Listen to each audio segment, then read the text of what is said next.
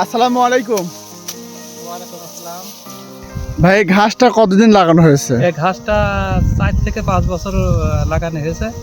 তো আমরা আগে জানতাম যে ঘাস 8 বছর 10 বছর হয়।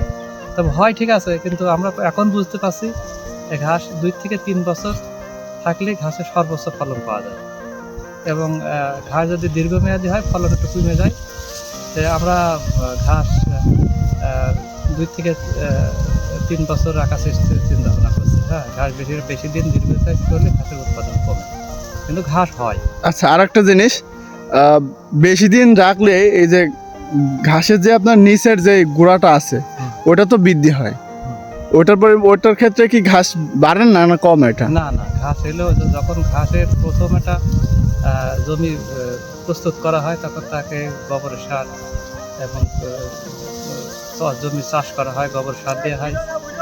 নতুনকে চাষ করলে তখন সে ঘাসটা পরিপূর্ণ একটা শক্তি পায়।